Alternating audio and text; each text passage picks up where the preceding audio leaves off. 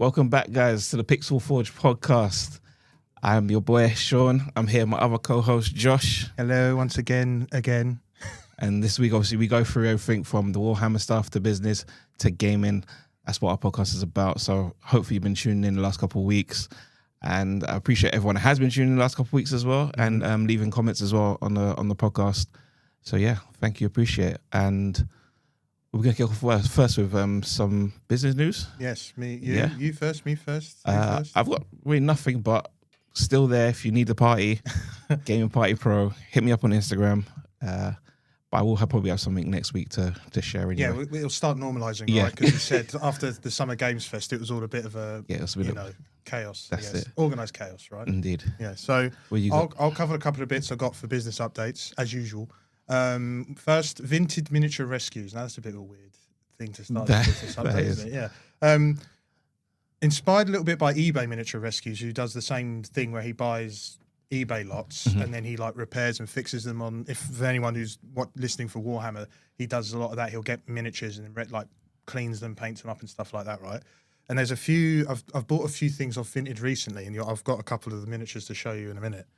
And I was thinking an idea of just doing that, but do vintage miniature rescues. I haven't really researched if anyone else is doing it, but I'm thinking about doing something like that. Yeah. And we're recording some of the footage just to sort of cover that stuff. Yeah, so I was thinking doing it. I haven't really looked into anyone doing it per se, but I think it's a good idea to try out anyway. I mean, it'll generate a bit of extra content for Starline Forge, alongside the stuff I talked about last week about doing the commission painting, which I'm still working on.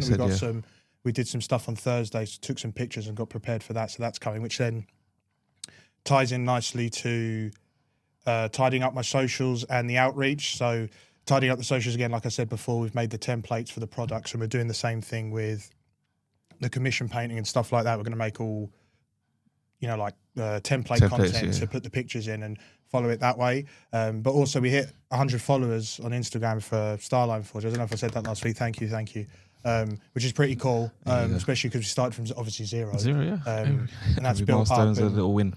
And now I say that it's still quite slow on the sales front, which is fine, because I think there's probably a lot more I can do in that regard. But I think just from the socials element and the interaction, it's I think I even said it to you about the podcast on Spotify. We're getting quite regular hits, which is fine. Yeah. Do you know what I mean? As long as there's a consistency, even if it's kind of low, it means there's some engagement. Where it'd be worse if it was a big spike and nothing. Exactly. Zero. So there's that as well. So that's pretty cool. And then the chapter project that I've talked about before. So if I'm sure I brought it up before, but basically I think I've said to you, Sean, as well, is in a chapter of Space Marines, there's 1,000. But you said there's how many? Yeah. I mean, there's some chapters there's more, but we won't go into that. I want to get 1,000 models to effectively have a chapter's worth of models. Now, as of saying and writing, I'm just about on 500 models. Bloody hell. So halfway there. And that's where the vintage miniature rescue stuff will help, because if that content generates a little bit of money, I can put all that back into it. Yeah. You know what I mean? So there's all that as well. So yeah, that's all I had for business updates. It's kind of nothing too crazy, but it's just all little things to help. It's I realizing when doing the Instagram, realizing that actually there was an element of actually the social part of pushing it as a business is probably 80% as important as the selling and making sure the products go on there. So I've learned that a little bit as well. But that's good. Again, Jamilia's been really helpful as well, helping me get on the posts done and stuff like that. So seeing it every day. I can't fault her for that. Do you know what I mean? That's all I have for business updates. That's it. Don't forget about Sean's parties. Parties. Yeah, do you know what I mean? Parties are still here. And I guess I can move on to the Warhammer section. Yes. With 3 models. Ooh, and then the weakest link music. No. Yeah. Maybe I should go back in editing and make sure I put that music in. Yeah, I'll do that for this time. Yeah. So you can see we've got 3 models there, Sean. Yes. I don't know if you'd like to pick one this time rather than me. Let's go with the big boy at the front. Big boy at the front. Oh, the Terminator. Now I don't think I've shown you a Terminator tour. I've shown you a captain in Terminator armor and a few different. Yeah, I've seen the cat. Yeah. Yeah. So this is just a Terminator in general. Also, that's one I painted, so you can show that to the camera if you want. I painted that one. There's pictures on Instagram of that. Yeah, very nice, very amateur, but it's fine. It's okay. Hey, man. But yeah, so Terminators are actually quite a special and unique unit within 40k. So they are like, you'd have like tactical, like in modern day armies, you'd have like tactical squads that you'd insert behind enemy lines and do all that stuff. You'd kind of use them for that. So they do deep strike. So they, again, get into enemy lines, but they can be dropped in by orbit.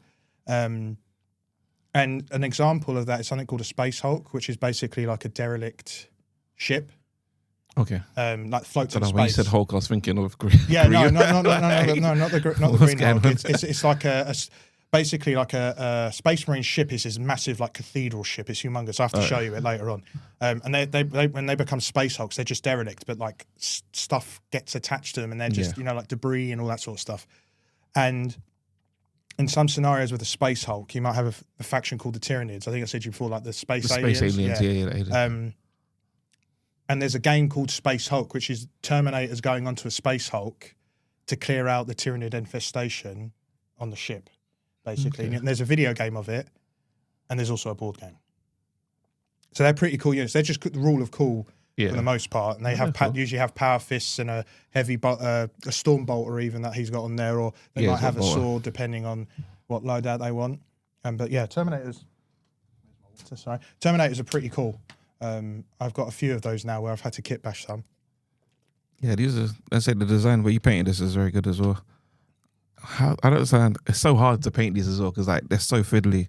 Like it takes ages. Yeah, that was supposed to be like a quick thing, and it ended up taking me ages because I was like, oh yeah, I'm just going to do quick scheme, and all the other one of stuff, them takes what, 2 hours more? Maybe 2 hours minimum. 2 hours minimum.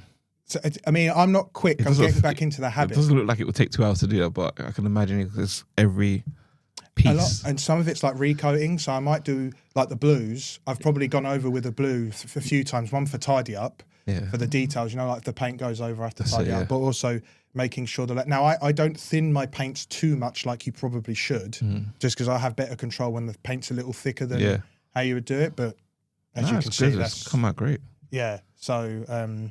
That's the Terminators. Thank you. Yeah, there's two more there.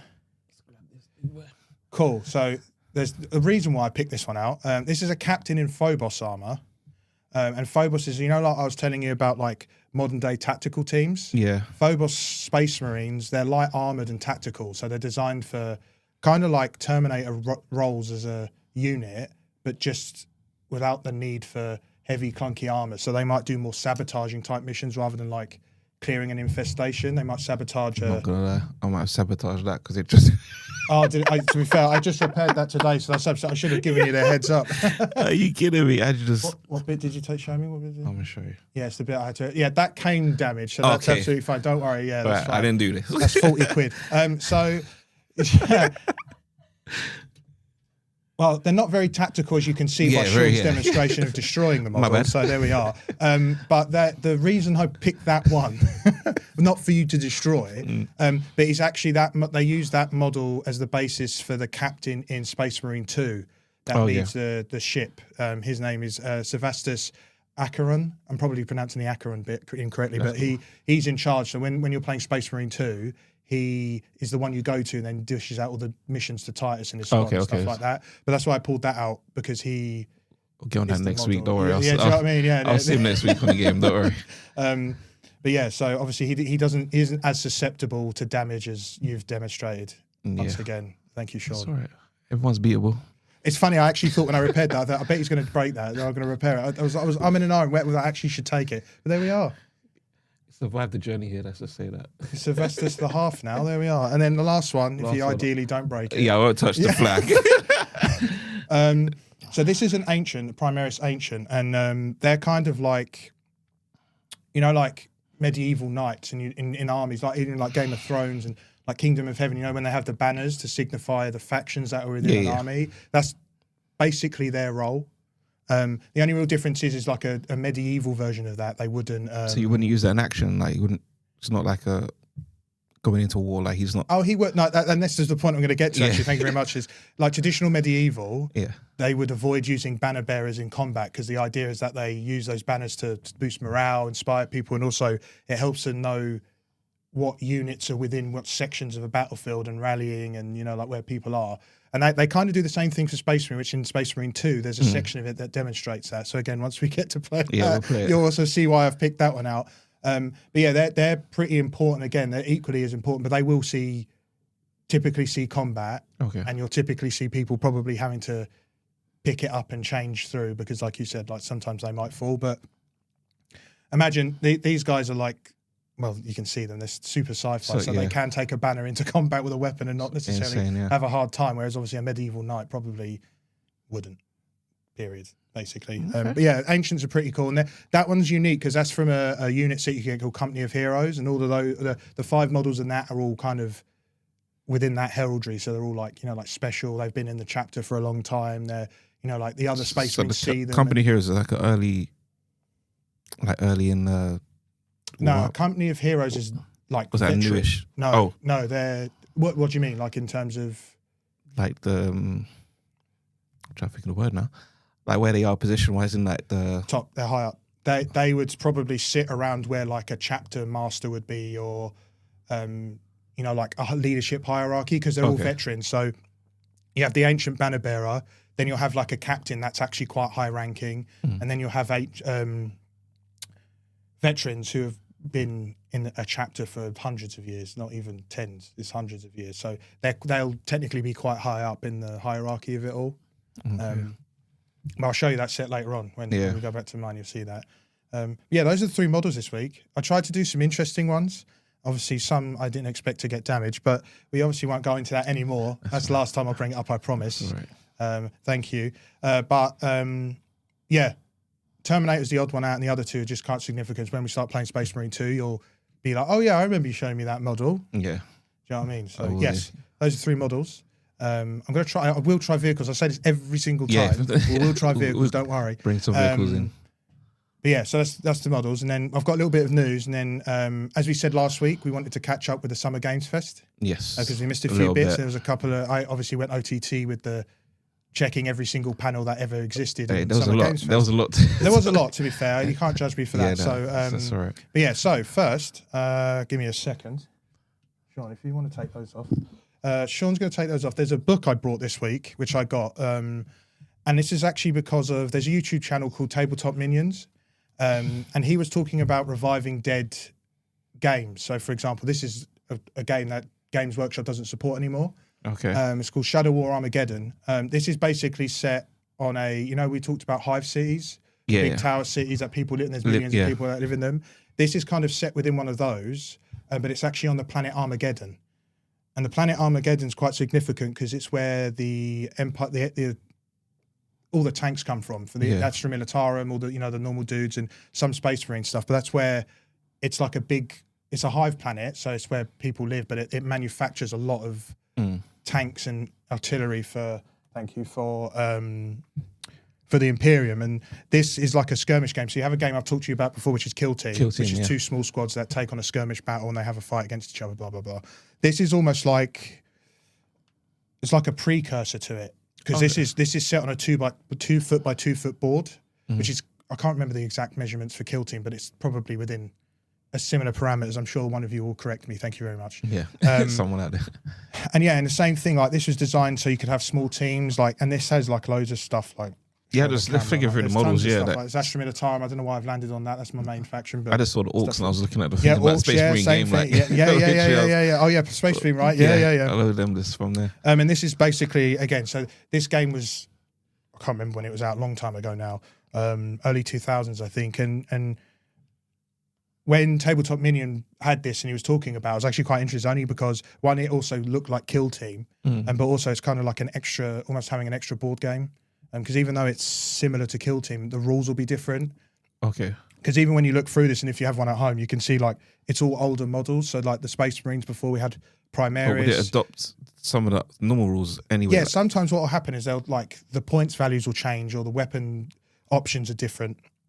Especially like the Astra Militarum, like you don't really see those models that are in this book anymore. You can't really buy them because they have the new models now. So I just want to put that for news that I thought it was actually quite cool. And I think it's a better thing, especially when you think about gaming and the current, like whether to keep physical media or not, or have digital libraries online and stuff like that. It's very much like this is quite in keeping of that, where it's like it's important to have these types of rule books, because what's to say that we don't go to a wargaming club and everybody there doesn't really play much of anything. That's true. And then you can introduce people to this, and you might even start a board gaming club based out of that, which is also what Tabletop Minion said. He said, like, you might go to a club and actually people want to keep meeting up just to play this game. So it's quite important just for that as well, to keep those small clubs alive and stuff like that. It's not necessarily news, but this is pretty cool. There's 2 versions if you are interested in picking it up. I've got the one that has this verbiage on the bottom. I'm sure we'll edit so you can see it if you can't see it from there. And there's 2. So the version of the book that doesn't have Deadly Skirmish combat in a war-torn hive world doesn't have. It's the one that originally came in the box. Okay. That doesn't have all the rules.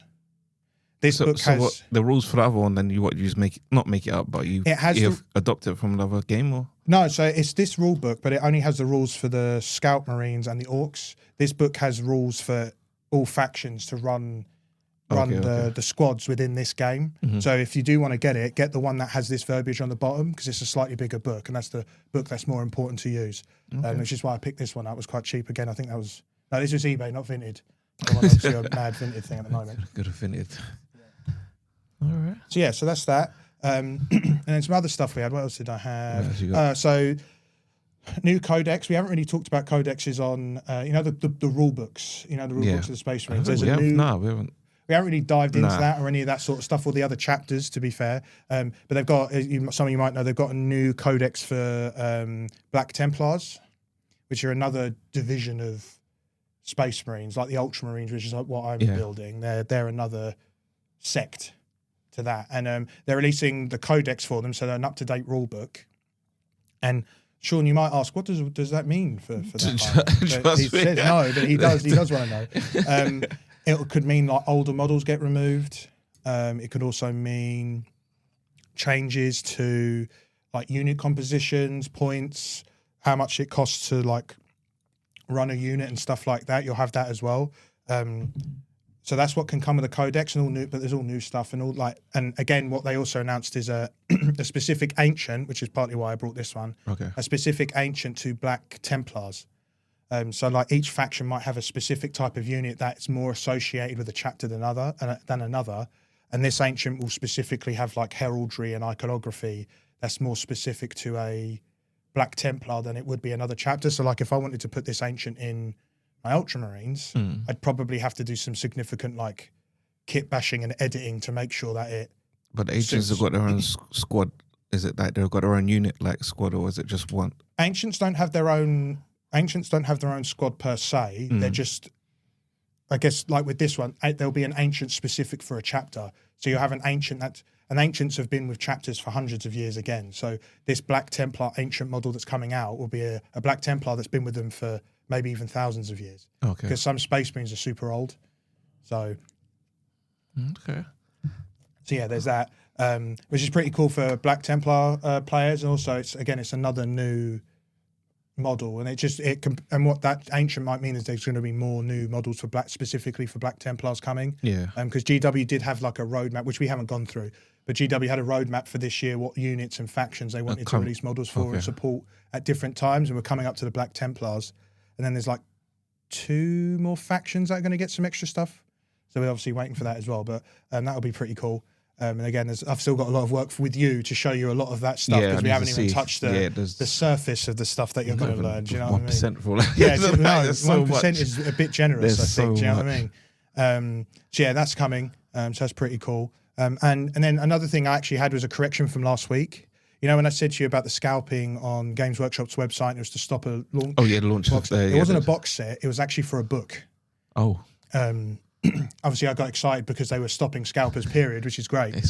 But it was for a book, but it's the book that's part of the I told you before about the Horus Heresy, and it was like a big civil war between all the Space Marines and stuff like that. So this book is part of the Siege of Terror, which is part of that time period, and this coming to an end. So the book that was coming out is one of the last books. That's what they found people were doing online, is they were using bots to buy up the books because there was a limited edition print. Okay. And that's what they were doing. But it's still significant, like I said last week, because GW haven't done that before.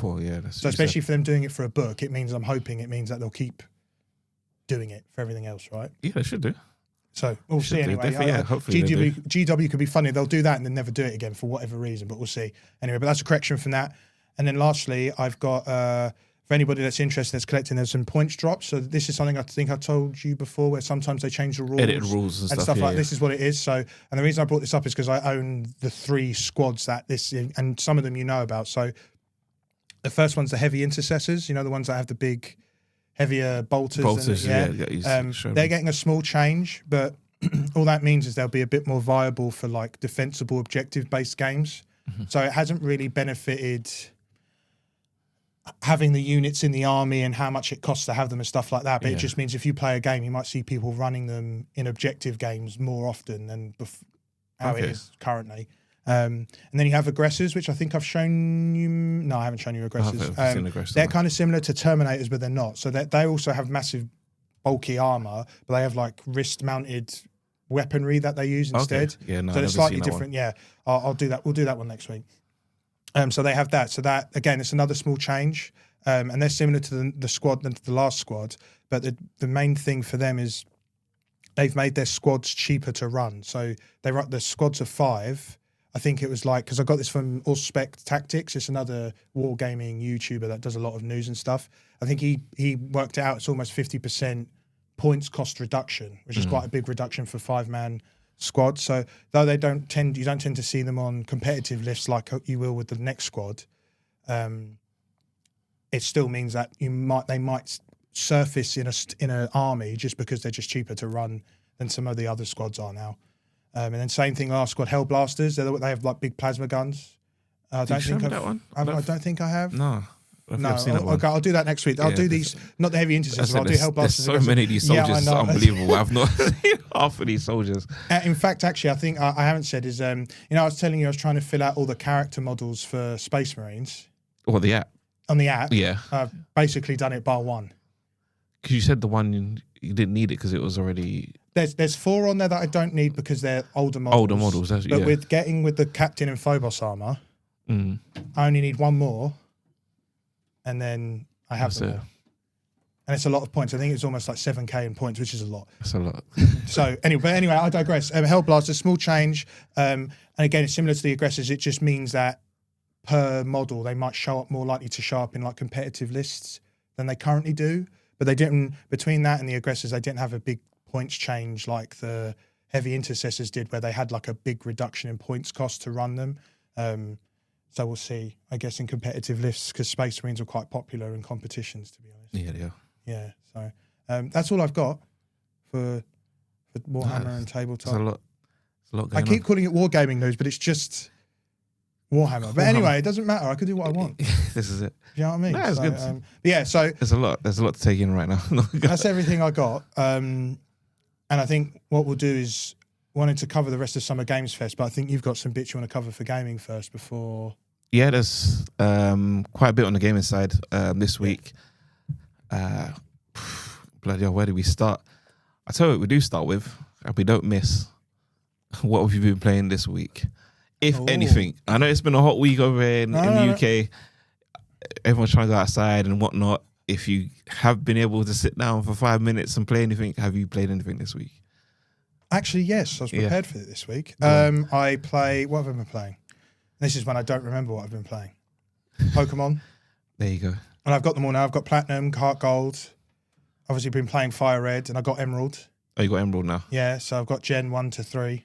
There you go. I think Platinum's 4. Is Platinum Gen 4? I think Diamond it was. And Pearl? Do you know what it is? Because I missed a couple of the gens because it's got a hand for me, like the Pokemon stuff sometimes. I was like, let me just skip this, let me skip that. So now going back and I'm playing obviously the TCG Pocket and stuff like that, and seeing certain Pokemon this and that, I'm like, I don't know who you are.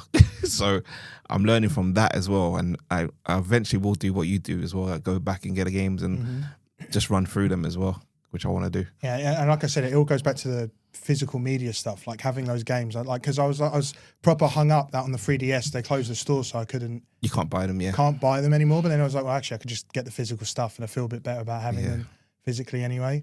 That I've been playing Call of Duty World at War. Yeah, I think I saw you on that last night. Yeah, I don't know why. Oh, I do know why. I watched a video where someone was playing it. And I was like, I could play that actually. Started that. That's one of my favorites actually. Cause I like the old school, the World War ones, like the modern ones. To be fair, because World at War was my favorite. Call of Duty one, 360. Yeah, I think it was. I used to rinse that out. I think it was the last World War one that like had the old school feeling, like like Call of Duty 1 and 2 and stuff like that. But I've been playing that. I did one multiplayer match, joined. And the match had ended and I won. So I took that as I'm still good at the game. Do you know what I mean? That's how I see it. Undefeated. Yeah, do you know what I mean? But yeah, I think that was it. Yeah, World at War. Oh, Space Marine we finished. I don't know if I said we finished it last week.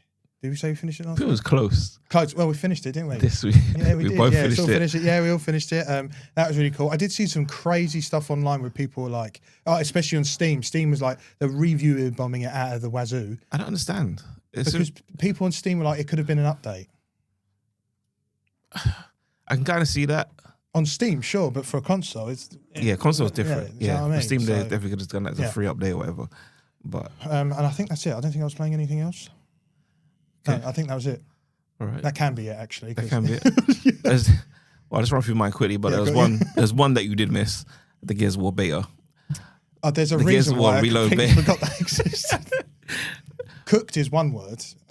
You know what? I played it again like a little bit when you the next day after, and I was just getting fried literally. Yeah. And I think it's not even so much the game; it's just like almost like the connections, because I feel like the game is running fine. It's just if you got the right ping, that's it. Remember, because I was using the shotgun point blank, and the bullet. I saw the bullets this is what go it is. through It the literally is person. the ping saying like if you have a bad ping or whatever, that's it. You're fried. And do you know what the craziest thing is about that beta? And I don't care what you're going to say or comment.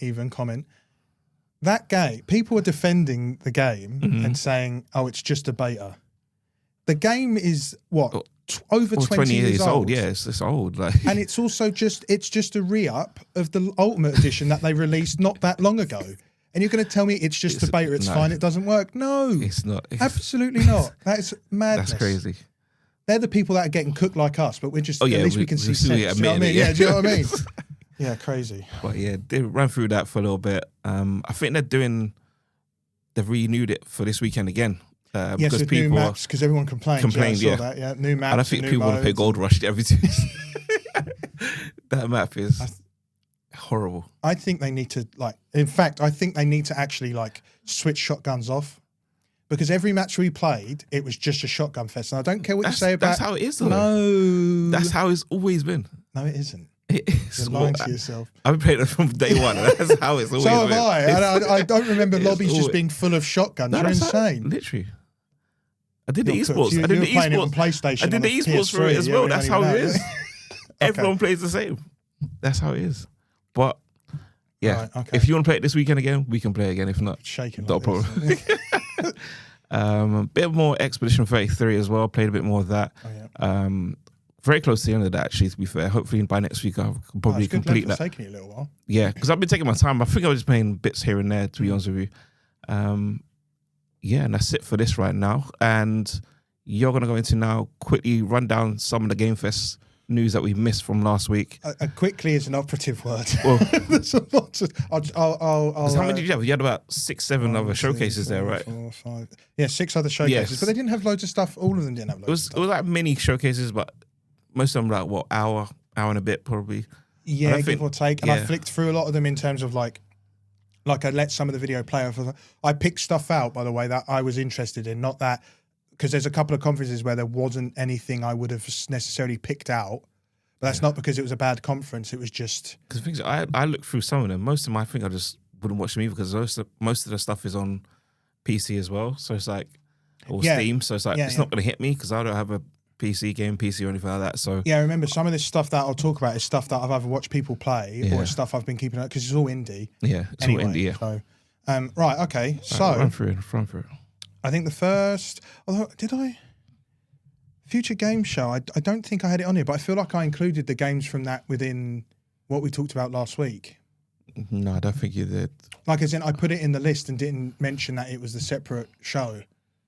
Yeah, I think so. I don't know. Anyway, you're going to get everything else because there you go. That's all I've got anyway. So the first showcase is Day of the Devs. That was like straight after That was straight after Game Fest, that yes, one. yeah. That was straight after. And there was 2 on there, actually. There was Moonlighter 2, which I played the first game and I really enjoyed. And that's basically like... I've got the first one on my Switch. Have I touched it? Nope. Why? It was even on Game Pass at one point. I think it still is. It is, actually. Oh, and you haven't even played. That's even worse. You run a shop, but it's quite a simple, run-of-the-mill type of game. But it's a pretty cool indie game. And if you like shop sims and building up that type of stuff, it's really good for that. And 2 looks really cool. It looks like they've innovated some of the gameplay and some of the ways to collect loot and how the dungeons look and stuff. So I kind of wanted to point that out because that's pretty cool. And then another one that had a bit of a weird thing online was Relooted. Did you see Relooted? No, I don't think I saw that. So there was a few things online, I will say, that took it way out of context and kind of make a joke about it, but I don't think it was right. But it's basically a game about African heritage. No, and it's set in the future, so it's basically set. I can't remember the statistics, but they actually pulled real life statistics about like African artifacts and stuff that are in museums in other countries. Okay. And this game is made by like I think it was South African dev team. Okay. And it's basically the game set where these African like a heist gang going to museums and steal the artifacts back.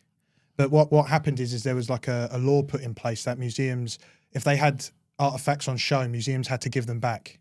But then they found a loophole and they all went into private museums. Okay. And because they're private, they found the museums found a loophole, right, to not have to give them back. And it's about you stealing all that stuff back. And online, there was some weird stuff online about it, as you can probably imagine. Yeah, that's...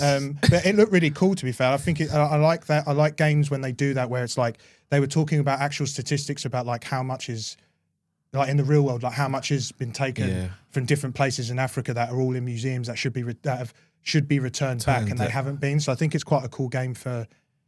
It looked good for the I guess the seriousness of the message, because sometimes you get games where they have a serious cultural message and the game isn't that good to really push it. But this looks really cool. So I wanted to point that out as well. But as I said, there was some weird stuff online. I don't know why people are just taking stuff out of context, as you can imagine.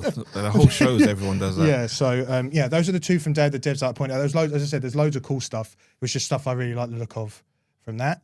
And then we had women-led games showcase. There was 2 I liked, and they're quite. When I think back to it, and when I explain what they are, I can see why I like them. One's called Prison of Husks, which is basically like a Dark Souls vibe game, but it's got PS1 graphics. Yeah, I actually watched that one. Oh, there we go. Oh, we got one. Ding, ding, everyone. Yeah, do you know what I mean? Yeah. So this was like, it's like, when you see the demakes online, when people demake stuff. It was like the old school vibe, how it looked, isn't it? Yeah. There's a video of Bloodborne demade into PS1. That's what it looked. It looks almost like that. Very cool. And that looked really cool. I quite like the idea. And again, it's Dark Souls. I like Dark Souls. So there was that. And then the other one was Void Martyrs. It had a 40k vibe, because it's basically like, it was like a nuns, but like sci-fi nuns. And there was like a weird I glanced at that as well. It had like a slight comic book style to the lighting. It looked really cool. It had a 40k vibe, and I liked it. I think I did glance at that one, actually, to be fair. Yeah. There's so much.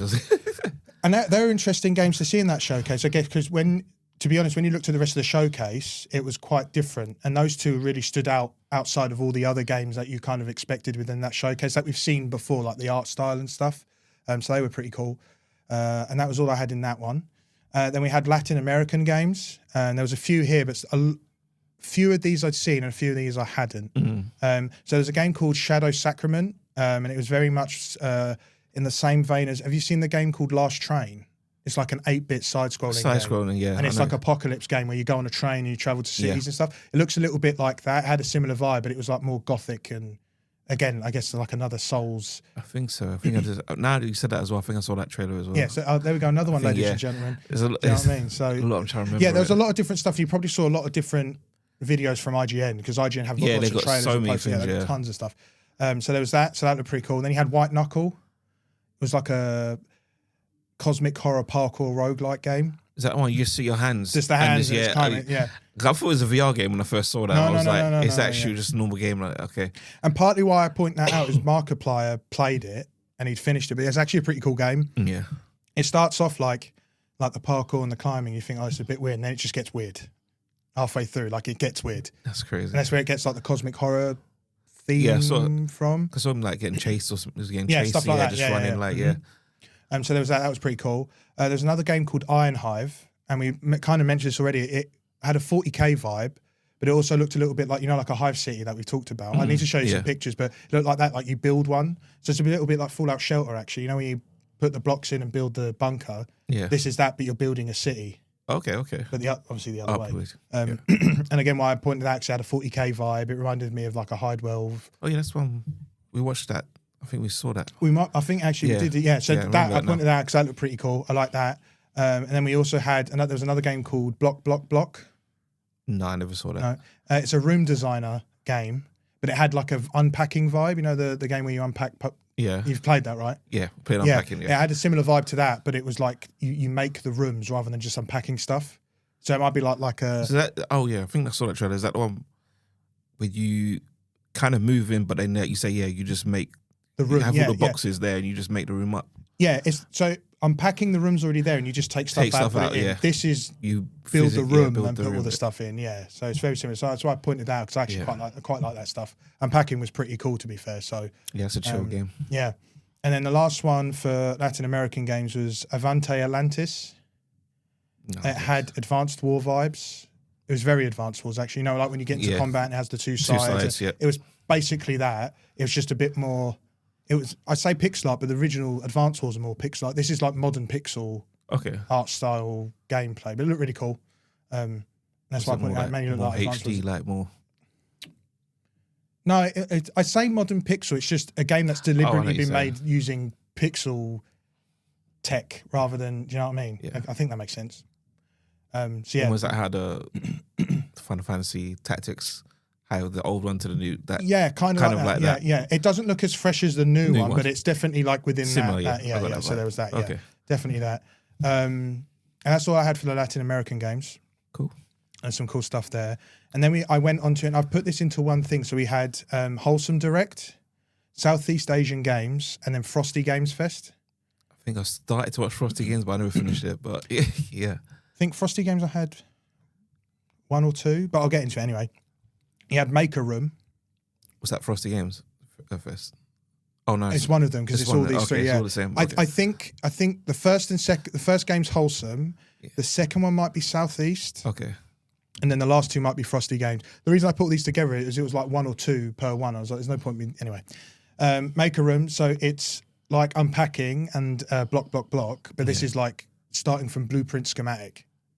Okay. So you literally have like a blank room. That's and then you put in all the blueprints and stuff like that, and then you build the room doing that. Again, it was another cool looking game. So it's the same like concept, but architect kind of game you build. Yeah, kind of. Yeah. It looked really cool. Okay. I quite like the idea and the style and stuff like that. So there was that. And then Islanders 2. I don't know if you played Islanders. No. So basically, it's each level's an island, and you have to put buildings onto it and get a score. It's very simple terms. Was it a PC game that was that before? It was, and then it went to console. Okay. I think I've heard of it on PC for some reason. I reckon you've seen it. You've just gone, oh yeah, whatever. There's so many. It's an island. So you get an island, and then you might have building themes. So one might be like, I don't know, farming, and then all the buildings you get will be like farming themed, and then you have to build the island up, and you can't have buildings near each other as it gives you minus score or plus score and stuff like that. I'll show you later on. It'll be, if you know Islanders, you'll know what I'm talking about. Probably have seen it. You probably have seen it. I think it's even on Switch. I think I even have it on Switch. Funny enough, but we'll see. Anyway, yes. So yeah, build cities, and the main reason I pointed that one is because it's the second one. I really like the first one, but also they've rejigged like how the buildings work, the designs, and adding new styles, the scoring getting reworked. They did like a lot of work, so it's still like the original game's concept, but they just added. So the mechanics will stay the same, and then just been evolved. Yeah. Okay. So that was pretty cool. And then another one was called Whisper Mountain Outbreak. No, just looked up in the air, Sean. Not a clue. Hey, there was a lot of news this week, and I think this. Maybe I'm wrong. I think this game had a different name because I know I've played it and I've seen someone play it. Okay. It's an 8-bit style game, but it's like a Resident Evil themed game. I'm trying to think if I've seen it now. You probably haven't, because this was quite deep embedded into whichever conference it was a part of. No, because I did watch some trailers. I know you sent me a list of stuff that trailers to have a look at. I think I did see that as well. Yes, so many. It looked pretty cool. If you've seen it, you'll know what it's like. It's like you're in a hospital, in a building, you're in a town, and you're going through the building. As I said, it's very much like Resident Evil. Yeah. It's top down. You're going through. You can do crafting and stuff like that. It's all 8-bit style graphics. That is similar to like Octopath Traveler style, where it's that 2D HD kind of stuff. Yeah, it's not Octopath, don't worry. But it's that art style. Yeah. But that looked pretty cool. And I'm confident I've played it before. And I think I even played it at a what's the event they don't do anymore? WASD. Yeah. I think I even played it there. Okay. Now that I think about it. And I played the demo at home. Yes, actually I did play at WASD. And it might have even been that name of that game. I'll find out later on. We'll find out next week. Yeah, do you know what I mean? I'll watch a video back on my YouTube. See if it was there. And then what else have I got? I think that was everything. Did I say Canvas Street? No, so Canvas Street. So this is another one where it's a blank build a room style game. But again, it was kind of it's a little bit different to Make a Room, where Make a Room, as I said, it had the blueprints and stuff. That this is again like full on schematic blueprint style game. It's not got any. But the other one says a room. What is this one says? Street. It says it's building a whole block or something. Building a house. Yeah. Yeah. Okay. I mean, it's still technically the rooms, but Make a Room's closer to like the other two games, where this one is genuinely just the schematic type stuff. Yeah, those three had some. Again, there was lots of cool stuff. That's just the stuff I just wanted to point out because there's lots of indie stuff, and a lot of it I wouldn't play just because it's not. And to say for me, like a lot of it's on PC and stuff, and I don't have a PC and Steam and all this other stuff, so it's like it just goes over my head half of the games. Well, unless the Xbox announcement this week is anything to go by, you won't have to worry soon enough. This is it. Hopefully, I can get my hands on that by the end of the year. You're still going to buy a ROG, but anyway, at least it's not Doom. So. Sorry, I had to bring Doom up. I was like scratching the back of my neck. But anyway, and then the bigger one, I guess, of all of the showcases after was the PC game show. Yeah. See, that's what I'm saying. I wouldn't particularly watch that. No, of course not. So if you tell me one or two games, let's go. Which is a surprise because there was a Game Pass game on there. But anyway, we won't get into that. Oh, was it? You're a big Game Pass, big Xbox fan. Really? You didn't even see this. The Alters, the game I told you about, the one with the cloning, Mickey 17 I style. downloaded it. I haven't actually started it. That was a game I was going to start this week, but because I was playing Gears and other things, so it's ready. The main reason I called that out is because it's on Game Pass, but it's very much like a clone game, and like you said, it's got a Fallout Shelter vibe where you build the rooms and stuff. And if you've seen Mickey 17, the film, sci-fi stuff, is it like? Yeah, it is sci-fi. Yeah, it's like a weird planet and stuff like that. Yeah. And so that looks pretty cool.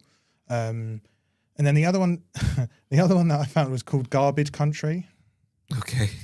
It's basically like you're in like a truck and you just roam around the planet and you pick up rubbish, but you use the rubbish to upgrade your vehicle or get upgrades. And okay, that's different. You'd need to see it to understand why. But it was very much like my vibe because it was just an explorer. I like them types of indie games where it's a bit quirky about itself. But yeah, it's called Garbage Country. You go around in a garbage, like it's not even a garbage truck. It's like a minibus with like, it looked like a minibus with monster truck wheels. You just go around collecting rubbish. Yeah, I have to show you for it to, because you're looking at me like, what on earth are you talking about? Yeah, he's cooked. Collect that rubbish, I guess. Then I pointed out Dark Tide. We got actual Arbite gameplay of that new class, which looked really cool. They looked a bit more tanky. I think I'll definitely pick it back up when we eventually play it. Yeah. I'll definitely pick that class out specifically to give it a try. Because that's the one with the dog. And the shield, like they're basically the police, Judge Dredd, like style police. Yeah. Which the original models are themed off of Judge Dredd. Okay. Because it was all out about the same time. When they were working on that stuff, 2000 AD was still quite big. I mean, it still is big, but still, yeah. It was still it had a height difference then to now, I guess. So yeah, there was that.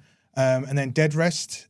I think I told you this. Oh, I showed you the trailer. It's the Groundhog Day with the actors, but it's like a horror game where he's doing the operation. That looked insane. Yeah, and it's all live action, all real actors and stuff like that. When you said, "Oh, this is the gameplay," I was like, "What do you mean? This is like real people?" No, no, it's actual people. Yeah, threw me right off. Yeah, it's really cool. I don't think we've seen. I think the only other game I can recall that did that was the one that had what's his face? Who played Frodo? I can't remember his bloody name. Is it Transference? But is it in that room you're talking about? No, I'm thinking of a different game. Yeah, you're thinking of a different game. You know what I'm talking about? There's another live action one. It was a VR game originally, and it has him in it. Okay. and it's kind of live actiony, but I can't remember the name of it. But it's similar to that anyway. Okay. My point is invalid because no one remembers what that was. No. But there we are. Anyway, if you know, in the comments, please, yes. And then lastly, we had Wonderberg. I don't know if you saw that. I think you showed that to me as well. Maybe. It's, the film, is it Mortal Engines? The one where all the cities are on the tank tracks? Tanks, yeah. It's basically that, but it's a skirmish game. So you're all castles on tanks and you're all shooting each other. Yeah. Crazy.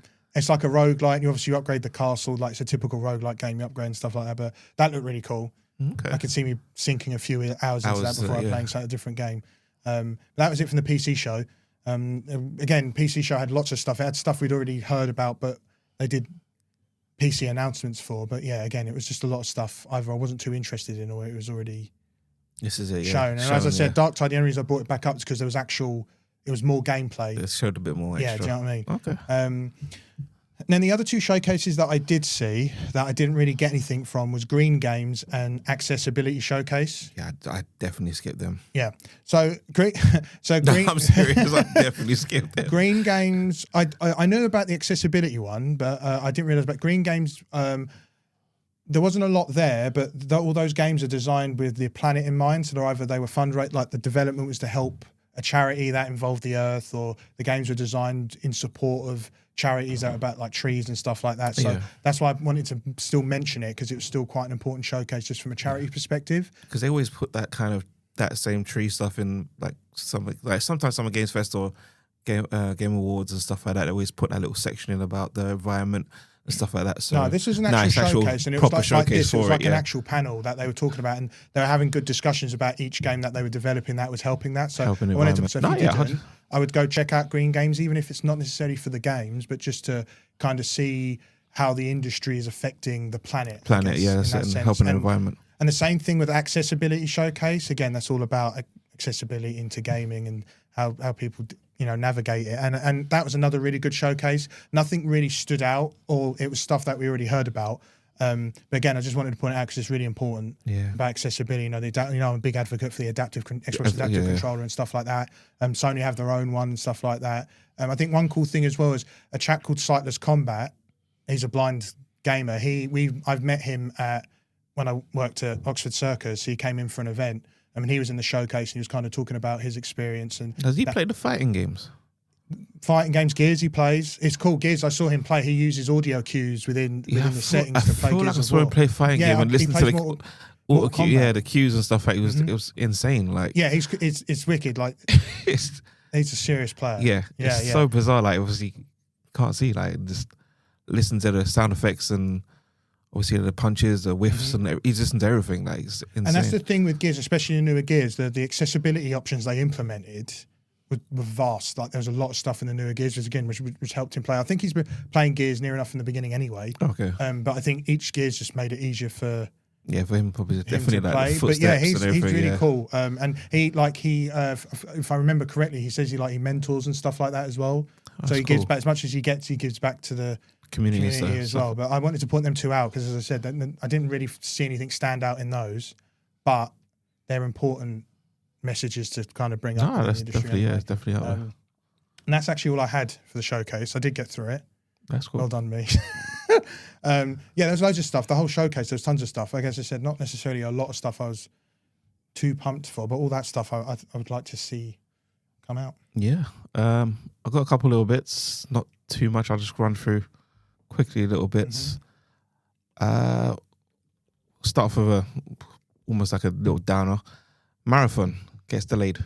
Oh, the indefinite hiatus of Marathon. Did you like the look of it when it came out, when they announced it? I know you're kind of bungee with Destiny and stuff like that. It's just I like the art style. I do like the art style. The thing is, I'm not a fan of the art style. I don't mind, the gameplay looks cool, but then it's like the art style to me just doesn't. I think the only reason I like the art style is because there's similarities to Destiny with some of the different things. How? Don't even give me that look. We haven't even got that far yet. What do you mean? How is this similar? There is. When we get to the Braytech stuff and Europa and stuff, you'll see. And then you'll stop cussing me on a podcast. You know what I mean? So it's got some similarities. Yeah. Without you giving me the stinker. Carry on. But yeah, I mean, The problem with Marathon is it's like Icarus. It flew too far to the sun and it got burnt. And this is the thing, because obviously where it's been delayed, you're not sure like when it's even going to come out, because they're saying if it comes out early next year, you might have like a month or two maybe to play it, because when GTA 6 hits, it's game over for everyone. Like, do you know what I mean? So, I don't know. They're literally just fully cooked at this point. They were cooked when we found out the CEO was embezzling the money. Yeah, it's true. So it is what it is. The last point on that I'll make is they were big open mouth when they were talking about when they left Microsoft, they wanted independence. Then they had Activision's help. Yeah, they've had everything. Then PlayStation bought that. It's just yeah. I mean, hopefully we'll see it soon enough. What else have I got here? Some other little down news. Nintendo Switch 2s. Is it the theft? Yeah, like 2.8 million or something. It was, what was it? 1.4 million. 1.4, yeah. Like, and apparently it was stolen. Like the guy at the drive back of his. Like, of course they did. You'd be more careful, like leaving it to go toilet. Wasn't it GameStop though? They probably don't care, because remember they want to go into cards and stuff like that. They don't care about all that stuff anymore. No, but obviously that's 1.4 million. I guess Nintendo are going to lose out on sales now. So they've already had trouble with GameStop with the stapler fiasco. So what else? More Nintendo Switch 2 stuff. One customer, or guess one guy, bought the Switch, transferred his Pokemon from Switch 1 to Switch 2. Yep, lost all of his data, and that was over 1,000+ hours, like 20 years of progress, all lost all in a matter of minutes. How insane that is! Like, you just lost that in like split seconds. And you grind like the whole game for like... Yeah. Some of the comments are funny though. People are saying he should have saved it. But most people, I wouldn't, personally, if I got another Switch now, like Switch 2, I don't have one, but I would probably not even bother transferring anything. I'd just start fresh. Yeah, I don't know, because remember you got Pokemon Home? Yeah, I'll just start fresh, not gonna lie to you. It's a shame really, but this console so far has been riddled with problems. So yeah. Continuing Nintendo news, we had a mini direct this week. Which was Donkey Kong Bonanza. Obviously, the game's out on July 17th, and they did a little mini deep dive into the game. Obviously, let you know, just move like the mechanics of the game and what the game premise is about and stuff like that. So you get to see, obviously, Donkey Kong. Pauline is his ally that you saw. Then you got to see like some of the abilities, like punch, dive, everything like this kind of little me stuff there as well. So. Looks quite interesting. I mean, it looks like just Mario Odyssey, just slapped with a Donkey Kong skin on it, basically. But it looks all right. I'm coming forward. Yeah, it looked like some cool stuff in it. But yeah, I think that's all the time we've got for you now. That's all the time we got. Yes. That's cool. We'll catch up on a bit more next week, and yeah, I appreciate you guys watching and listening as well. Next week, we'll be here again, and yeah, peace. Signing off. Yeah, peace. see you in a bit.